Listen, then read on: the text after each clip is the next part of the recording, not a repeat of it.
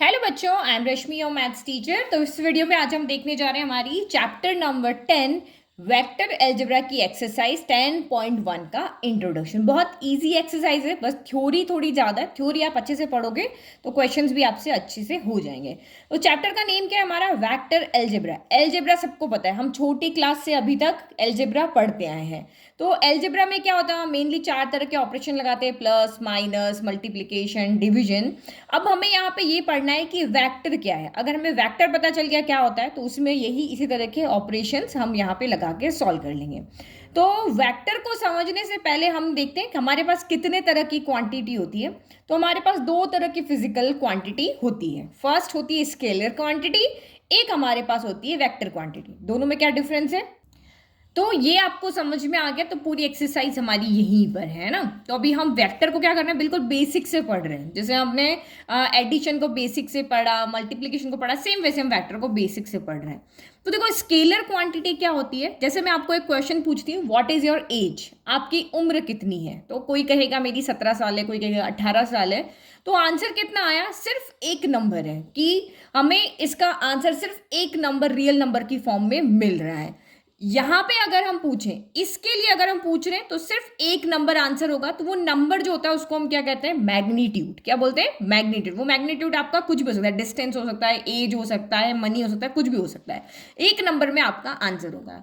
लेकिन vector quantity में यहाँ पे क्या होता है कि आपके पास मैग्नीट्यूड के साथ साथ में डायरेक्शन भी होता है। जैसे आप अपने फ्रेंड को अपने घर आने का एड्रेस दे रहे हो कि भाई तुम्हें मेरे घर आना है, तो आप उसको कहोगे कि तुम पहले ईस्ट में 1 किलोमीटर चलना, फिर आप यहाँ पे नॉर्थ में 2 किलोमीटर चलना। तो आप वहां पे उसको मैग्नीट्यूड भी बता रहे हो कि 1 किलोमीटर चलना, 2 किलोमीटर चलना, लेकिन साथ साथ में आप उसको डायरेक्शन भी दे रहे हो। डायरेक्शन कैसे?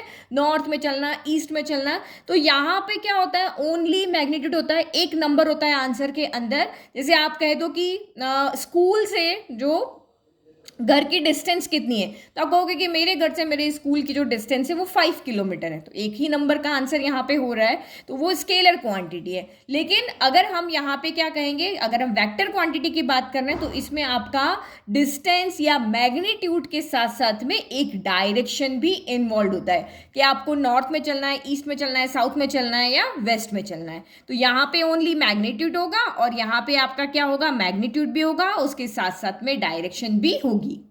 तो जो भी मैंने आपको समझाया वो एग्जाम्पल मैंने यहाँ पे लिख दिया कि scalar it is magnitude, no direction, it is magnitude as well as direction. क्योंकि आप नोट्स देखोगे तो नोट्स आपके क्लियर होने चाहिए।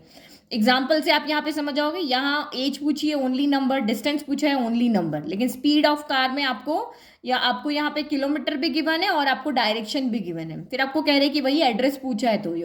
तो स्केलर क्वांटिटीज आपकी कौन कौन सी होती है? तो स्केलर क्वांटिटीज में आपका लेंथ आएगा, क्योंकि आपको जब आपके क्वेश्चन आएंगे तो आपको पूछेंगे। आप 10.1 एक्सरसाइज को देख लो, वहां आपको इस तरह के क्वेश्चन दिए हुए हैं। ये देखो, ये कि ये 10 kg जो है वो स्केलर है या वेक्टर है, ये आपका स्केलर है या वेक्टर है। तो आपको यहाँ पे पहचानना आना चाहिए। देखो ये क्वेश्चन ये सारे इसी पे आपको बताना है कि ये स्केलर है या वेक्टर है। तो वही लेंथ में क्या होगा? ओनली लंबाई बताओगे, एक नंबर का आंसर होगा। Mass, weight, time, distance, speed, area, volume, temperature, work, money, voltage, density, इसमें सब में एक नंबर का आंसर होगा। तो वहां पे सिर्फ मैग्नीट्यूड होगा, कोई डायरेक्शन की जरूरत नहीं। तो ये सारी स्केलर क्वांटिटी है। फिर यहाँ देखोगे तो वेक्टर क्वांटिटीज में डिस्प्लेसमेंट हो गया। तो डिस्प्लेसमेंट आपका क्या होता है? Distance plus direction. Distance plus direction अगर हमें यहाँ पे दिया हुआ है, जैसे ये डिस्टेंस भी है, डायरेक्शन, उसको हम डिस्प्लेसमेंट। वेलोसिटी हो गया। वेलोसिटी में क्या होता है? स्पीड के साथ आपको डायरेक्शन भी दिया हो, जैसे ये आपका वेलोसिटी है क्योंकि स्पीड के साथ आपको डायरेक्शन दिया हुआ है। तो डिस्प्लेसमेंट, वेलोसिटी, एक्सेलरेशन, फोर्स आप किस डायरेक्शन में लगा रहे हो। कोई गाड़ी अगर ढलान से नीचे उतरी तो आप नॉर्थ की तरफ फोर्स लगा रहे हो, तो फोर्स को भी एक डायरेक्शन चाहिए। Weight, momentum, electric field, intensity, तो ये सब आपके वो हैं वेक्टर क्वांटिटीज है, क्योंकि इसमें आपको यहाँ पर डिस्टेंस के साथ यानी मैग्नीट्यूड के साथ साथ में आपको डायरेक्शन भी यहाँ पर दिया होगा। तो ये तो हमें वेक्टर क्वांटिटी को समझने के लिए था। ये सारा फिजिक्स का कॉन्सेप्ट था, इससे रिलेटेड आपको क्वेश्चन अभी मैंने बता दिए। अब हम थोड़ा मैथमेटिकल की तरफ जाते हैं, तो कुछ बेसिक कॉन्सेप्ट पढ़ते हैं वेक्टर के। तो देखो यहाँ पर क्या है, 4 आपको लाइंस दी हुई है। ये कोई भी एक लाइन है जो कि एल नेम कर देते हैं ना, एल इसका कोई नेम है ना। ये लाइन आपकी क्या है, 3D में, 3 डायमेंशन में। अब ये तो मैंने 2D में ड्रॉ किया है क्योंकि 3D तो मैं यहाँ पे बना नहीं सकती ना, तो आप उसको इमेजिन करो। यहाँ सारा कुछ इमेजिन का ही काम है, आपको 3D में इसको सोचना है। तो 3D का मतलब आपको जब भी कहें तो आप कहो अपने रूम का, कमरे का कोई भी कोना आप यहाँ पे देख लो, तो उसमें क्या होगा, 2 तो इस तरह के होंगे और एक इस तरह से ऊपर की तरफ होगा। ये हो गया ना, लंबाई चौड़ाई ऊंचाई। तो यहाँ पे हमने बीच में क्या किया, यहाँ पे कोई इस तरह से एक लाइन खड़ी हुई है, ठीक है। तो ये एल लाइन है हमारी जो कि 3D में बनी हुई है। अब इनको हम क्या कर देते हैं, कोई भी डायरेक्शन दे देते हैं कि भाई ये लाइन हमारी ऊपर की तरफ जाएगी तो इसी डायरेक्शन में बढ़ेगी। ये लाइन का डायरेक्शन मैं इधर दे देती हूँ, ये लाइन का डायरेक्शन मैं नीचे दे देती हूँ, ये लाइन का डायरेक्शन मैं ऊपर दे देती हूँ। तो आप इस लाइन को अगर डायरेक्शन दे रहे हो तो ये उसी लाइन में आगे आगे क्या होगी, बढ़ती जाएगी। तो अगर किसी भी लाइन को हम यहाँ पे डायरेक्शंस दे देते हैं एरो लगा के, तो ये सिंपल लाइन जो थी ये अब आपकी यहाँ पे क्या बन जाएगी, डायरेक्टेड लाइन्स। क्या बन जाएगी आपकी, डायरेक्टेड लाइन्स। तो ये बेसिक चीजें इसलिए पढ़ा रहे हैं क्योंकि आपके ऑब्जेक्टिव क्वेश्चन आएंगे और ऑब्जेक्टिव क्वेश्चन में आपको पूछ ले कि डायरेक्टेड लाइंस क्या होती है। तो align with one of these direction, कोई भी उसमें से उसको डायरेक्शन अगर दी हुई है तो उसको हम डायरेक्टेड लाइन बोलते हैं, ठीक है। तो मैंने डेफिनेशन लिख दी, a line with one of these direction prescribed is called a directed line. क्यों, क्योंकि इस लाइन को आप 2 ही डायरेक्शन दे सकते हो, या तो ये इधर की तरफ जा सकती है इधर, इस लाइन को आप इधर डायरेक्शन दे सकते हो या इधर दे सकते हो, इस लाइन को नीचे दे सकते हो या ऊपर, सेम इसमें भी ऊपर दे सकते हो नीचे, बस यही 2 डायरेक्शन मिलेगी। तो दोनों डायरेक्शन एक साथ नहीं दे सकते, एक डायरेक्शन आप यहाँ पे दे सकते हो। तो अगर आप किसी भी लाइन को 2 में से कोई एक डायरेक्शन दे देते हो तो अब वो लाइन बन जाएगी हमारी डायरेक्टेड लाइन हो गया, ठीक है। डायरेक्शन अब यहाँ पे मिल चुका है, लेकिन वेक्टर के लिए क्या जरूरी है, वेक्टर के लिए आपका डायरेक्शन के साथ साथ में उसका मैग्नीट्यूड भी पता होना जरूरी है। अभी जस्ट हमने पढ़ा ना, हमारी वेक्टर अलजेब्रा यहाँ पे क्या कहती है, वेक्टर क्वांटिटी क्या कहती है, उसका मैग्नीट्यूड भी होना चाहिए, साथ का साथ उसका डायरेक्शन भी होना चाहिए। तो हमारे पास यहाँ पे ओनली अभी डायरेक्शन है, अगर मैं इसको मैग्नीट्यूड भी दे दूंगी तो ये आपके यहाँ पे क्या बन जाएगी, एक फिक्स सेगमेंट अगर हम इसमें से ले लेते हैं तब ये क्या बन जाएगा, वेक्टर बन जाएगा। तो हम यहाँ पे क्या कर रहे हैं, कोई भी एक लाइन यहाँ पे ले लेते हैं, जैसे मैंने ये वाली लाइन यहाँ पे ले ली, ठीक है। अब यहाँ पे ये मैंने यहाँ पे लाइन ले ली और मैंने इसको यहाँ पर ये डायरेक्शन दे दी इस तरफ, ठीक है। अब इसमें से मैं कोई सेगमेंट ले लेती हूँ, जैसे कि मैंने ये पॉइंट यहाँ पे ए ले लिया, ये पॉइंट मैंने यहाँ पे बी ले लिया। ये लाइन तो बहुत बड़ी, इसको डॉटेड बना देते हैं आगे, ठीक है। तो मैंने ये यहाँ पे सेगमेंट ले लिया, लेट की ए बी जो है वो मेरा यहाँ पर क्या है, 5 सेंटीमीटर का है। तो मुझे यहाँ से यहाँ तक की लेंथ भी पता है और इस लाइन का मुझे यहाँ पे डायरेक्शन भी पता है, इस डायरेक्शन में ये बढ़ रही है ना, तो जहाँ पे ये पॉइंट और एरो इधर हम यहाँ लगा देते हैं इस तरीके से। ये देखो, ये इस तरफ जा रही ना, तो यहाँ से स्टार्ट हो रही है और इस डायरेक्शन में बढ़ती जा रही है, तो इस तरह से हम इसको यहाँ पे कहते हैं। तो ये लाइन अब मेरी यहाँ पे क्या बन गई है, वेक्टर। क्यों, क्योंकि मुझे इसका मैग्नीट्यूड भी पता है और मुझे इसका यहाँ पे डायरेक्शन भी पता है। तो ये हमारा डायरेक्टेड लाइन थी और इस लाइन को हम यहाँ पे क्या कहेंगे, डायरेक्टेड लाइन सेगमेंट, क्योंकि हमने इतने में से, सेगमेंट क्या होता है, पूरी लाइन में से एक छोटा सा पार्ट काट के निकाल देना जिसकी आपको डिस्टेंस पता हो। तो ये डायरेक्टेड लाइन थी, ये पूरी, इसमें से हमने इतना सा सेगमेंट अलग निकाल लिया है, तो इसको हम कहेंगे डायरेक्टेड लाइन सेगमेंट। हर एक वर्ड को याद रखो, ठीक है। तो मैंने लिख दिया ये है हमारा डायरेक्टेड लाइन सेगमेंट। तो अब इसको हम रीड कैसे करेंगे, क्योंकि ये एक वेक्टर के फॉर्म में आ गया है, क्योंकि इसमें डायरेक्शन भी मैग्नीट्यूड भी है।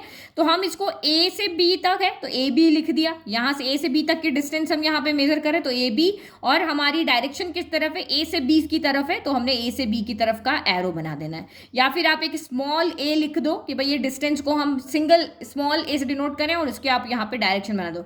इधर डायरेक्शन होगा तो एरो इधर, इधर डायरेक्शन है तो इस तरफ पड़ेगा। इसको पढ़ेंगे कैसे हम, वेक्टर ए बी। इसको कैसे पढ़ेंगे आप, वेक्टर ए बी, और इसको क्या पढ़ोगे, वेक्टर ए पढ़ोगे, ठीक है। अब आप यहाँ पे देखो, जो मेन चीज यहाँ पे पढ़ने की है कि ये आपकी यहाँ पे लाइन है, ये एक डायरेक्टेड लाइन सेगमेंट है। तो ये स्टार्ट कहाँ से हो रहा है, पॉइंट ए से आपका स्टार्ट हो रहा है, और खत्म कहाँ पे हो रहा है, क्योंकि इसका एक फिक्स हमारे पास डिस्टेंस है भाई, ये 5 सेंटीमीटर की लाइन बनानी है, तो हमने ए से बनाना शुरू किया और बी पे जाकर के इसको खत्म कर दिया।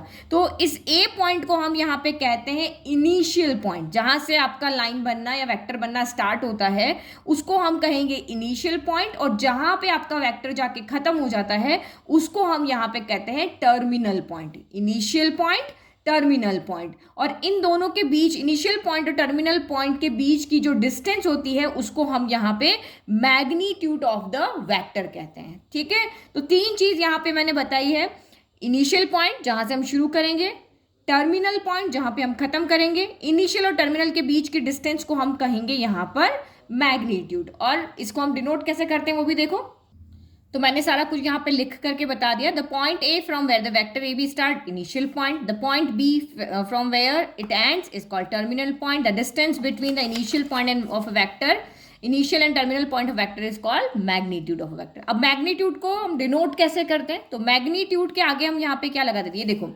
डायरेक्टेड लाइन सेगमेंट को हम ऐसे और ऐसे डिनोट करते थे, इसके आगे कोई मॉड्यूलस यहाँ पे नहीं था. ठीक है, इसमें सिर्फ ए से बी तक के डिस्टेंस देख रहे हैं और कौन से डायरेक्शन में आपके यहाँ पे जा रही है. लेकिन मैग्नीट्यूड यहाँ पे क्या होता है, एक नंबर होता है. और डिस्टेंस, एक नंबर यानी क्या हो गया, ए से बी तक के डिस्टेंस को हम मैग्नीट्यूड कह रहे हैं. और डिस्टेंस कभी भी क्या होती है, नेगेटिव नहीं होती है. तो यहाँ पे अगर कभी नेगेटिव भी आ रही है तो हम उसको आगे क्या करेंगे, मॉड्यूलस लगा के उसको पॉजिटिव बना लेते हैं. तो मैग्नीट्यूड एक, क्योंकि दो पॉइंट के बीच की डिस्टेंस और डिस्टेंस कभी भी नेगेटिव नहीं होती है, तो हम उसको मॉड्यूलस से डिनोट करते हैं. The magnitude of a vector is denoted as modulus of A B, modulus of A और सिंपल ए. जहां पे एरो आपका क्या डिनोट कर रहा है कि ये डायरेक्शन, वेक्टर की डायरेक्शन है कि वेक्टर किस डायरेक्शन की तरफ यहाँ पे जा रहा है. नाउ नेक्स्ट टॉपिक हमारा है position vector of a point. किसी भी 3D में हमारा एक कोई भी एक पॉइंट ले लेते हैं 3D स्पेस के अंदर, और उस पॉइंट P की हमें क्या करनी है, पोजीशन बतानी है कि भाई वो कहाँ पर है. तो इसको आप ऐसे, क्योंकि ये कोई, ये 3D है, ये x है, ये x है, ये y है, ये z है ना. तो ये यहाँ पे लिख लेती हूँ मैं x है ना, ताकि आपको दिखेगा. ठीक है, तो ये x है, ये y है, z है, 3D है. तो आप इस तरह से सोचो जैसे आपके कमरे में एक मक्खी उड़ रही है. ये जो P पॉइंट है, यहाँ पे एक मक्खी उड़ रही है और आपको इसकी क्या करनी है, पोजीशन बतानी है कि भाई ये मक्खी कहाँ पर उड़ रही है. तो 3D में इमेजिन करो एक कमरा है, कमरे के कॉर्नर किसी एक पॉइंट से आपको देखना पड़ेगा कि भाई किसके अलोंग आप उसकी पोजीशन बताओगे. तो यहाँ पे हम क्या करें, ऑरिजन के अलोंग निकाल रहे हैं. तो ये ऑरिजन है जिसके कोऑर्डिनेट आपके क्या होंगे, 0 0 0 होंगे. और ये पॉइंट P है, ये 3D में है, तो इसके 3 कोऑर्डिनेट होंगे, एक x होगा, एक y होगा, z होगा. 2D में होता तो x y होते, 3D में आपका x y z होंगे. आपने 11th क्लास में अच्छे से पढ़ा है. ठीक है, तो ये क्योंकि जब भी कभी हमें कोई चीज निकाली, इस किसी की भी पोजीशन बतानी है, तो आपने ग्राफ किए है ना, 10th में किया है. तो ये जैसे हमारा यहाँ पे ग्राफ है, इस पॉइंट की पोजीशन बनानी है, तो हम क्या किसी न किसी एक्सिस के अलोंग ही बताते हैं. भाई एक्स एक्सिस से ये इतनी डिस्टेंस पे, वाई एक्सिस से ये इतनी डिस्टेंस पे है, तभी तो आप जाकर के उसका एड्रेस ढूंढ पाओगे. तो सेम यहाँ पर भी हमें ऐसा ही है. यहाँ पर हमारे पास 3 चीजें, एक्स है, वाई है और जेड है. तो आपको एक्चुअल में यहाँ पे क्या करना है कि इस पॉइंट P का ऑरिजन के साथ में वेक्टर क्या होगा वो हमें निकालना है. पॉइंट P का ऑरिजन के साथ में, क्योंकि हम ऑरिजन को लेकर के और इसकी पोजीशन बता रहे हैं. एक बेस पॉइंट होगा तभी तो निकाल पाएंगे. आपको कहे कि डिस्टेंस बताओ, तो किसकी डिस्टेंस बताओ, भाई इस पॉइंट से इस पॉइंट तक के बीच की डिस्टेंस बताओ, यही आपको कहेंगे तभी कर पाओगे ना. तो एक स्टार्टिंग पॉइंट चाहिए, एक इनिशियल पॉइंट होना चाहिए, एक टर्मिनल पॉइंट होना चाहिए. तो ये हमारा यहाँ पे क्या हो जाएगा, इनिशियल पॉइंट हो जाएगा, ये हमारा क्या हो जाएगा, टर्मिनल पॉइंट हो जाएगा. तब हम इसकी पोजिशन को बता पाएंगे. ठीक है, तो मैंने यहाँ पे लिख दिया कि हमें O से P तक का यहाँ पे क्या निकलना है, पोजीशन वेक्टर निकालना है. तो O से P यानी ये इसका आपका क्या हो गया, यहाँ पे इनिशियल पॉइंट, ये आपका टर्मिनल पॉइंट हो गया. तो देखो, दो पॉइंट के कोऑर्डिनेट अगर आपको पता है तो उसके बीच में अगर मैं कहूँ कि भाई इसका मैग्नीट्यूड निकाल करके बताओ, पोजीशन तो आपको यहाँ पे समझ में आ गई कि ये हमारा O से P इस तरफ जा रहा है, ये इसका डायरेक्शन है. तो मैं इसको R इस तरह से डिनोट करें, क्योंकि मैंने कहा था ना आपको इसको कि ए बी एरो से भी डिनोट कर सकते हो या ए एरो से भी डिनोट करें, vector of A B vector of A से डिनोट कर सकते हो. तो मैं इसको आर ले रही हूँ. ठीक है, तो यहां से यहां तक की आपको सिर्फ क्या करनी है, अगर आप मैग्नीट्यूड निकाल पाओ तो मैग्नीट्यूड मींस कि आप यहाँ पे डायरेक्शन आपको पता है, डिस्टेंस भी हम निकाले तो ये पूरा वेक्टर बन जाएगा ना. तो डिस्टेंस का फॉर्मूला आपको अब आता ही होगा, हमने 2D में भी पढ़ा है. ए x2 माइनस x1 का स्क्वायर, y2 माइनस y1 का स्क्वायर, और 3 है तो z2 माइनस z1 का स्क्वायर. तो इस तरह से हम इसका मैग्नीट्यूड निकालेंगे. तो वो आपका यहाँ पे कितना हो जाएगा, x माइनस 0 का स्क्वायर, तो ये आपका यहाँ पर ये आ गया, प्लस y माइनस 0 का स्क्वायर, प्लस z माइनस 0 का स्क्वायर. तो ये OP वेक्टर आपका यहाँ से कितना आ जाएगा, under root of x minus 0 का स्क्वायर एक्स स्क्वायर, फिर ये y स्क्वायर, और ये हो गया आपका यहाँ पे z स्क्वायर.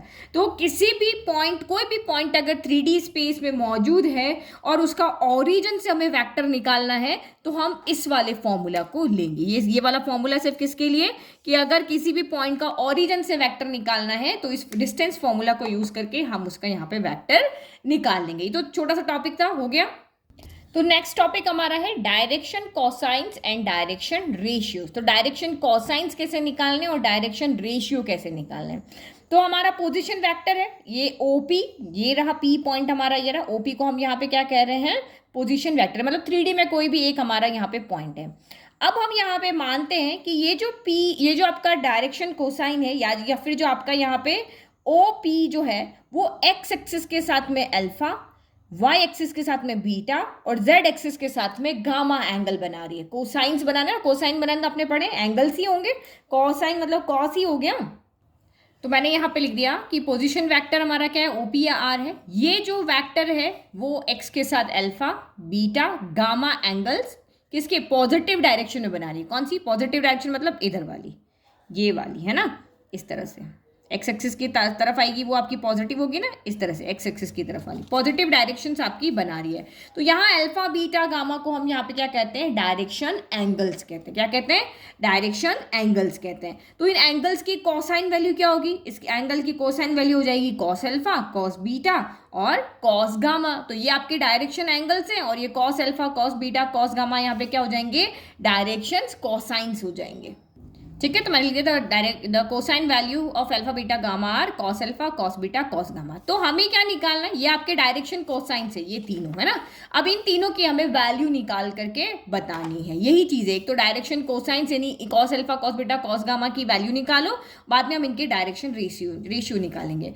तो आपने क्लास 10 में पढ़ा है, अगर हमें कॉस अल्फा कॉस बीटा या कॉस गामा या किसी की भी हमें ट्रिग्नोमेट्रिक रेशियो में वैल्यू निकालनी होती है तो हमें एक राइट एंगल क्या चाहिए होता है, ट्राइंगल चाहिए होता है। अगर राइट एंगल ट्राइंगल हमें यहाँ पे दिया हुआ है, क्योंकि आपको यहाँ पे एंगल दिया हुआ है, ये एंगल आपका अल्फा दिया हुआ है, एक आपका यहाँ पे 90 डिग्री है और इसमें से आपको एक्स एक्सिस या कोई वैल्यू यहाँ पे गिवन है, जैसे ये आपका आर गिवन है, तो उससे हमें इन कॉस अल्फा कॉस बीटा की वैल्यू निकालनी होती है। तो अब ट्राइंगल कहाँ से बना है, तो दिमाग में रखो कि ये तीन वैल्यू निकालनी है, इसका मतलब हमें एक ट्राइंगल चाहिए। तो ट्राइंगल बनाने के लिए आप यहाँ पे क्या करोगे, देखो एक आपका डायरेक्शन ये ओपी वेक्टर है, ये तो यहाँ पे आए गई, और एक आपकी यहाँ पे एक्स एक्सिस आ गई। ठीक है, तो मैं यहाँ पे क्या करती हूँ कि मैं एक्स एक्सिस पे कोई एक पॉइंट ले लेती हूँ। ठीक है, तो मैं ऐसा क्यों कर रही हूँ, क्योंकि देखो मैं आपको कॉस अल्फा के लिए समझा रही हूँ। अभी आपका जो अल्फा एंगल है वो कहाँ बन रहा है, ओपी वेक्टर और एक्स एक्सिस के ऊपर बन रहा है। ये वाला एंगल देखो, ये वेक्टर के ऊपर स्टार्ट हो रहा है और एक्सिस पे खत्म हो रहा है। तो जैसा का जैसा कॉस अल्फा का निकलेगा, same as it is similar आपका बीटा गामा के लिए निकल जाएगा। तो ये क्योंकि अल्फा एंगल जो है वो इस लाइन और इस लाइन के बीच में बन रहा है, तो मैं यहाँ पे क्या करती हूँ, एक्स एक्सिस के ऊपर कोई भी एक पॉइंट यहाँ पे ले लेती हूँ। ठीक है, देखो ये लाइन, एक लाइन मुझे पता है, दूसरी लाइन मुझे यहाँ पे पता है, तो ओपी तो एक फिक्स डिस्टेंस वाला है। लेट की अगर ये ओपी इसकी तो डिस्टेंस फिक्स है, बट ये एक एक्स एक्सिस है, ये तो अनंत तक बढ़ती जाएगी, तो मैंने इसलिए यहाँ पे कोई एक पॉइंट ले लिया। अब मैं क्या करेंगे, क्योंकि पी पॉइंट एक फिक्स है, इसका मैग्नीट्यूड फिक्स होगा, तो पी को हम ए से क्या कर लेते हैं, ज्वाइन कर लेते हैं। तो पी को ए से ज्वाइन करने से अभी ये 2D में हो रहा है, लेकिन एक्चुअल में ये कहाँ पे होगा, 3D में होगा। तो ये इस तरह से आप इसको यहाँ पे क्या कर दो, ज्वाइन कर दो, है ना, इस तरह से हमने ज्वाइन कर दिया। तो यहाँ हमें क्या मिल जाएगा, एक ट्राइंगल बन जाएगा, और ये एंगल जो होगा आपका यहाँ पर वो क्या होगा, PAO जो आपका एंगल होगा वो आपका 90 डिग्री होगा। अब क्यों होगा, क्यों नहीं समझ में आ रहा मैं 90 होगा, क्योंकि भाई ये 3D है। अब 3D में देखो एक ये है, एक है, तीनों एक्सिस के बीच में क्या होता है आपका 90 डिग्री का एंगल होता है। एक और कुछ लाती हूँ, रुको, ये है ना, ये इस तरह से 3D में है। देखो दो तो आपके एक एक्स है, एक वाई है और एक आपका यहाँ पे जेड है, दिख रहा है ना, ये तीनों आपको दिख रहे हैं। अब पी पॉइंट मेरा कोई यहाँ पे है, कोई पी पॉइंट मेरा यहाँ, तो यहाँ से ये और यहाँ से, तो इन दोनों के बीच में आपकी कौन सी एंगल बन रहा है, 90 डिग्री एंगल ही बन रहा है ना। अब हमें 2D में नहीं दिख रहा है, बट हमारा यहाँ पे ये पी पॉइंट यहाँ पे है और ये एक्स एक्सिस है, तो इसके ऊपर मैंने कोई पॉइंट लिया इस तरह से। तो आपका ट्राइंगल कैसे बन रहा है, ये लाइन यहाँ से यूँ जा रही है, ये आपकी ये लाइन, ये आपकी क्या हो गई यहाँ पे ये आपकी हो गई है हाइपोटेनियस। ठीक है, ये हाइपोटेनियस हो गई, इसमें से एक आपकी बेस है और एक आपकी यहाँ पे क्या हो गई, हाइट हो गई। समझ में आ गया, आई होप आपको ये 3D इमेजिनेशन समझ में आ गया कि क्यों ये राइट एंगल ट्राइंगल यहाँ पे बन रहा है। तो इस तरीके का हमें कुछ इस फिगर में दिख रहा है। देखो AOP है और ये अल्फा एंगल है और ये 90 है, तो ये इसी तरीके का है, बट इसमें तो आप अभी सोच नहीं पढ़ पाओगे। तो हम इसको 3D में अगर हम इसको बना करके देखेंगे तो हमारा इस तरह से ये आपका राइट एंगल ट्राइंगल यहाँ पे बन जाएगा। तो ये आपका अल्फा हो जाएगा, अल्फा कहाँ पर है, O पर है, A पे क्या है 90 डिग्री है, तो ये मैंने A ले लिया और ये 90 डिग्री, और ये पॉइंट आपका P हो गया। अभी OP कितना है आपका R वेक्टर है, और OA कितना होगा, हमने एक्स एक्सिस पे कोई डिस्टेंस ली तो इसको हम यहाँ पे x ले लेते हैं। तो अगर इसके अकॉर्डिंग अकॉर्डिंग आप यहाँ पे देखो तो आपका कॉस अल्फा कितना आ रहा है, तो कॉस अल्फा होता है हमारा बेस अपॉन हाइपोटेनियस। तो बेस यहाँ पे कितना है, बेस आपका यहाँ पर ओ ए है और हाइपोटेनियस कितना है, तो आपका आर वेक्टर है। तो ये हमने आर वेक्टर लिया, ओ ए की वैल्यू कितनी हो गई आपकी यहाँ पर, और आर वेक्टर आपका पॉजिटिव है, तो हम इसको इस तरह से लिख लेते हैं ना, क्योंकि वैल्यू लेंथ है तो डिस्टेंस तो पॉजिटिव होगी। तो ओ ए कितना हो गया, तो ये आपका x हो गया, और इसको हम सिंपली r की फॉर्म में भी लिख सकते हैं। क्यों, क्योंकि देखो मैंने अभी आपको थोड़ी देर पहले समझाया कि हम ये वेक्टर को 3 तरीके से डिनोट कर सकते हैं। देखो ऐसे भी डिनोट कर सकते हैं, ऐसे भी डिनोट कर सकते हैं, मैग्नीट्यूड को हम ऐसे भी डिनोट कर सकते हैं। तो ये मैं इसलिए लिख रही हूँ क्योंकि मुझे यहाँ पे रेशियो निकालने बाद में, तो इसीलिए मैंने ये लिया, इन दोनों को यहाँ से हटा दिया। तो ये x अपॉन r हो गया। अब अगर ये इसी फॉर्मूले से अगर आप कॉस बीटा निकालोगे तो कॉस बीटा क्या हो जाएगा, x की जगह पे अब क्या होगा, y एक्सिस पे पॉइंट होगा, तो y अपॉन आर हो जाएगा, एंड कॉस गामा जो हो जाएगा वो कितना होगा, z एक्सिस पे होगा, तो ये आपका z अपॉन क्या हो जाएगा, r हो जाएगा। तो ये हमारे क्या हो गए, डायरेक्शन कोसाइंस। ठीक है, तो ये हमारे डायरेक्शन कोसाइंस यहाँ पर आ गए। अब अगर आपने 11th क्लास में चैप्टर अच्छे से पढ़ा हो तो हम इन डायरेक्शन 3D चैप्टर, तो हम डायरेक्शन कोसाइंस को LMN से डिनोट करते थे। किसे, कॉस अल्फा को L से, कॉस बीटा को M से, कॉस गामा को N से डिनोट करते थे। तो हम लिख रहे हैं यहाँ पे let L M and N are direction, ताकि क्यों लिख रहे हैं हम, क्योंकि हमें डायरेक्शन रेशियो निकालना है और रेशियो में एंगल नहीं होते हैं, है ना। तो आपको जो भी वैल्यू देंगे 30 है, cos 30 की वैल्यू निकाल लोगे तो वो वैल्यू को हम L कह रहे हैं। बीटा जो भी एंगल होगा 45 होगा तो cos 45 की वैल्यू निकालोगे तो वो M हो जाएगा, इस तरीके से। तो ये आपके क्या हो जाएंगे, डायरेक्शन कोसाइंस हो गए। हम रेशियो निकालना है तो रेशियो में हम एंगल को नहीं रखते हैं। तो this implies L equal to क्या हो जाएगा, यहाँ L रखा तो ये x अपॉन क्या हो जाएगा, R हो जाएगा। तो ये हम निकाल क्या रहे, डायरेक्शन रेशियोज, यानी यहाँ पे आप किसकी वैल्यू निकाल रहे हो, ये रेशियो की फॉर्म में है ना, x y z की वैल्यू हमें यहाँ से चाहिए। तो डायरेक्शन कोसाइंस हम निकाल चुके हैं। अब ये वाले कोऑर्डिनेट चाहिए, तो देखो यहाँ पे मैंने लिख दिया कि भाई cos alpha cos beta gamma, gamma को लग करके हम सॉल्व किया तो हमारा L आ गया। तो यहाँ से x की वैल्यू क्या हो जाएगी, L R इक्वल टू आपका x हो जाएगा। तो ये हमारा एक रेशियो आ गया, और इसको हम क्या कह रहे हैं, इसको m कह रहे हैं, तो m equal to y upon r है। तो ये कितना हो जाएगा, this implies m r equal to आपका क्या हो जाएगा, y हो जाएगा। तो ये y कोऑर्डिनेट आ गया, और तीसरा आपका यहाँ हम n कह रहे हैं तो n equal to z upon r है। तो ये आपका कितना आ गया, n r equal to z हो गया। तो ये तीनों कोऑर्डिनेट हमारे हो गए, x y z की वैल्यू आ गई, तो हमें p के कोऑर्डिनेट्स यहाँ पे मिल गए, और वो p के कोऑर्डिनेट ही हमारे यहाँ पे क्या है, LR MR NR। इसको हम सॉल्व करेंगे तो इनको हम यहाँ पे कहेंगे डायरेक्शन रेशियोज। तो स्पेस कम है इसलिए मैंने यहाँ पे लिख दिया कि पॉइंट P के कोऑर्डिनेट एक्स वाई जेड थे, जिसको हम इन फॉर्मूले से फाइंड करेंगे तो LR MR NR आ जाएगा और हमारी वैल्यू हो जाएगी। और इनके कोऑर्डिनेट को हम ABC से डिनोट करते हैं, LR को A से, MR को B से, NR को C से। तो ये जो LR MR NR है ये आपके क्या है, डायरेक्शन रेशियोज है ना। तो ये इन डायरेक्शन रेशियोज को किससे डिनोट करते हैं, तो ABC से हम यहाँ पे डिनोट करते हैं। तो ये तीन हमारे डायरेक्शन कोसाइंस है और ये हमारे डायरेक्शन रेशियोज है। तो ये हमारा मोटा मोटा यहाँ पे पूरा इंट्रोडक्शन हो गया खत्म। अब हम यहाँ पे एक लास्ट टॉपिक बचा है, टाइप्स ऑफ वेक्टर। वेक्टर कितने प्रकार के होते हैं वो हम यहाँ पे देख लेते हैं। तो टाइप्स ऑफ वेक्टर में सबसे पहली हमारी डेफिनेशन है जीरो वेक्टर। तो वेक्टर का मतलब क्या होता है, जिसमें एक मैग्नीट्यूड होता है और एक डायरेक्शन होती है, यही होता है। तो जीरो वेक्टर हम उसको कहेंगे जिसमें डायरेक्शन तो होगी लेकिन मैग्नीट्यूड उसका क्या होगा, जीरो होगा। तो मैग्नीट्यूड जीरो कब होगा, तो किसी भी वेक्टर में क्या होता है, एक आपका इनिशियल पॉइंट होता है और एक आपका यहाँ पे टर्मिनल पॉइंट होता है। इनिशियल पॉइंट होता है, टर्मिनल पॉइंट होता है। तो अगर मैग्नीट्यूड जीरो हो जाए, मैग्नीट्यूड जीरो होने का मतलब क्या हो जाए कि इनिशियल पॉइंट और टर्मिनल पॉइंट दोनों एक ही हो जाए। यही इनिशियल पॉइंट है और यही टर्मिनल पॉइंट है, यानी कि मैग्नीट्यूड यानी कि उसमें कुछ भी डिस्टेंस नहीं है, जहां से स्टार्ट हुआ वहीं पे जाकर के खत्म हो गया, तो ऐसे वेक्टर को हम जीरो वेक्टर कहेंगे। तो डेफिनेशन क्या हुई, a vector whose initial and terminal points coincide. Coincide मतलब दोनों एक ही हैं। अभी तक हमारा वेक्टर को हम कैसे लिखते थे, ए बी इस तरह से लिखते थे, लेकिन ए और ए यानी इनिशियल पॉइंट भी ए है और टर्मिनल पॉइंट भी आपका ए है, यानी कि ए ए इस तरीके से अगर हम लिख रहे हैं तो ये आपका यहाँ पर क्या है, जीरो वेक्टर है। क्योंकि इनिशियल भी ए है, टर्मिनल भी ए है, इनिशियल भी ए है और टर्मिनल भी आपका यहाँ पर ए है। तो इसको हम जीरो के ऊपर इस तरह से एरो लगा करके डिनोट कर दें। तो जीरो वेक्टर का मतलब समझ आना कि उसका मैग्नीट्यूड जीरो, यानी उसमें कोई डिस्टेंस नहीं है और उसमें कोई भी आर्बिट्री यहाँ पे क्या है, डायरेक्शन है। तो ये मैं एग्जाम्पल, ये पॉइंट है ए, इसका आपका इनिशियल पॉइंट भी आपका यही है और आपका टर्मिनल पॉइंट भी आपका यही है। ठीक है, तो इसको हम यहाँ पे किससे डिनोट कर देंगे, जीरो वेक्टर से, या फिर हम इसको डिनोट कर देंगे ए वेक्टर से। ठीक है, चलो सेकंड देखो, यूनिट वेक्टर। तो यूनिट वेक्टर क्या होता है, यूनिट का वर्ड से यूनिट का मतलब क्या होता है, वन होता है। यूनिट का मतलब क्या होता है, एक होता है ना। तो a vector whose magnitude is unity, direction चाहे जो मर्जी हो, लेफ्ट हो, राइट हो, ऊपर हो, नीचे हो, लेकिन उसका मैग्नीट्यूड वन आना चाहिए। अब वन क्या आना चाहिए, तो यूनिट आपकी क्या क्या होती है, 1 किलोमीटर आ सकता है, 1 सेंटीमीटर आ सकता है, 1 मीटर आ सकता है।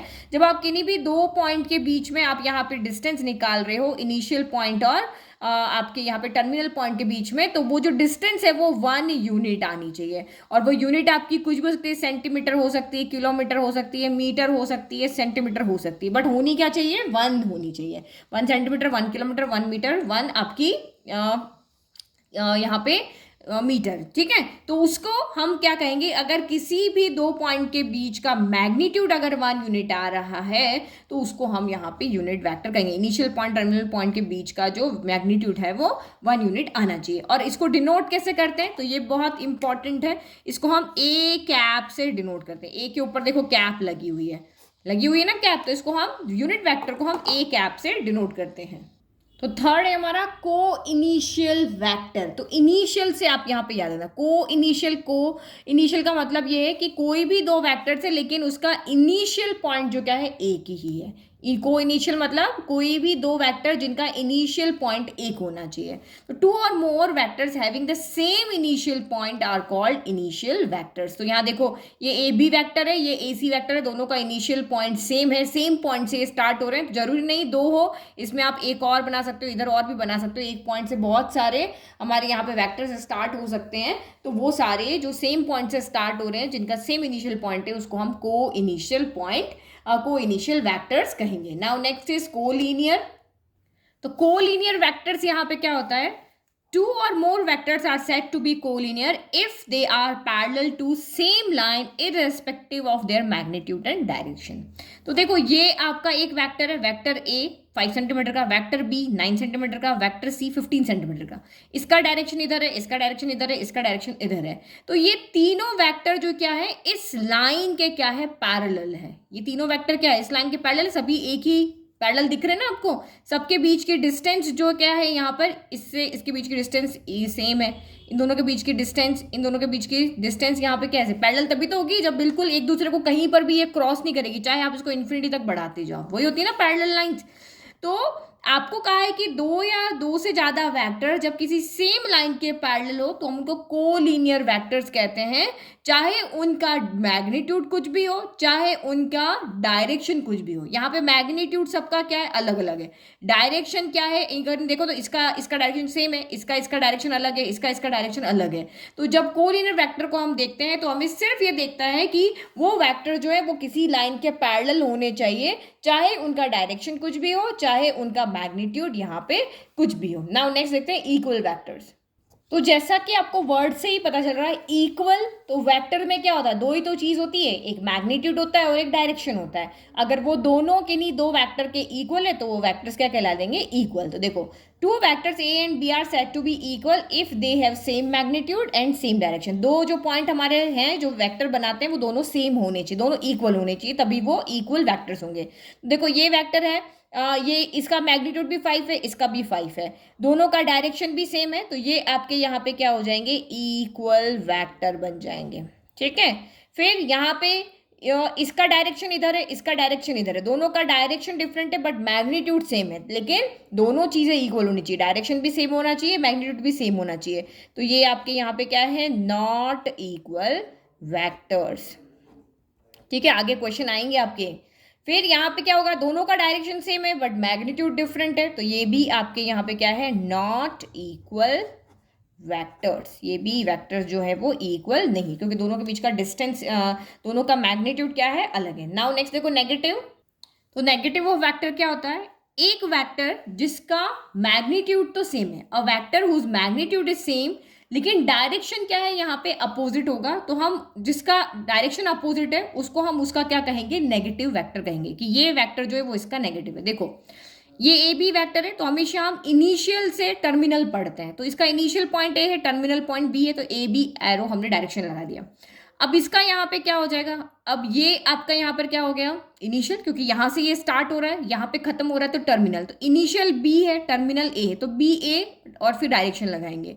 तो ये दोनों का मैग्नीट्यूड सेम है, मान लो कि ये भी 5 है और ये भी 5 है, बट इनका डायरेक्शन डिफरेंट है, तो ये एक दूसरे के हम इसको क्या बोलेंगे, नेगेटिव वेक्टर कहेंगे। तो हम इसको कैसे डिनोट कर दें, क्योंकि भाई ये उल्टा है, ये तो सीधा है ना, तो A B vector equal to क्या कर देंगे, minus of B A vector कह देंगे, ठीक है। और अगर हम इसको ए बी से डिनोट ना करके अगर ए से डिनोट करें, तो ए वैक्टर इक्वल टू माइनस का ए वैक्टर, इस तरीके से हो जाएगा। हम सिंगल से लेटर से भी इसको डिनोट कर सकते हैं ना, तो ये आप कर देंगे। तो आप यहाँ पे देखो ये क्या है, ये इक्वल वैक्टर तो नहीं है, बट ये नेगेटिव ऑफ अ वैक्टर है। क्यों, क्योंकि इसका डायरेक्शन मैग्नीट्यूड दोनों का सेम है, डायरेक्शन इनका अलग है, तो ए यहाँ पे क्या हो जाएगा, vector of A equal to minus of vector B हो जाएगा, ठीक है। चलो फ्री वैक्टर्स पढ़ते हैं।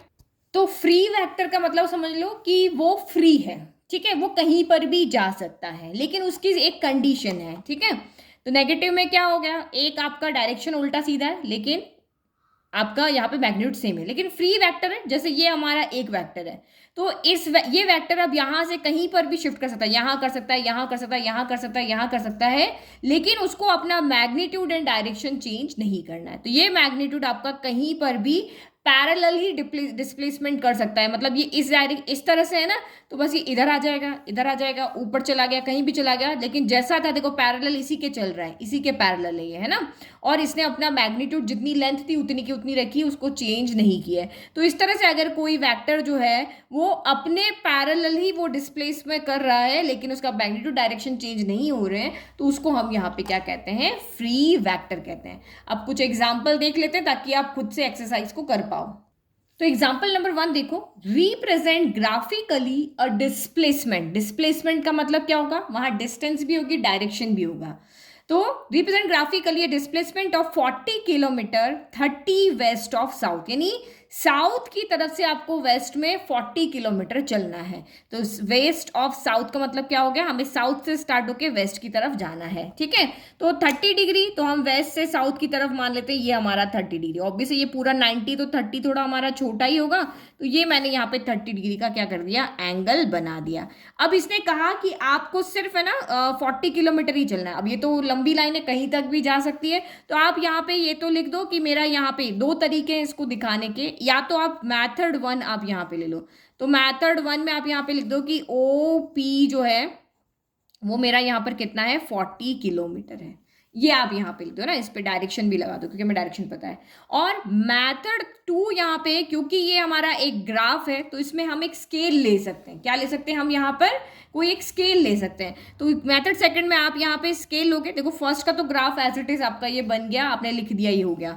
अब सेकंड में आपने स्केल लिया है कि 10 किलोमीटर जो होगा वो मेरा 1 सेंटीमीटर होगा। तो बस यहाँ पे देख लो 10 किलोमीटर 1 सेंटीमीटर, तो ये मेरा पहला सेंटीमीटर। ओरिजिन से स्टार्ट करते हैं, ओरिजिन क्या होता है 0, 0 to 1 10 हो गया, फिर आपका फिर से 1 सेंटीमीटर तो 20 हो गया, फिर से 1 सेंटीमीटर 30 हो गया, और फिर से 1 सेंटीमीटर आपका 40 हो गया।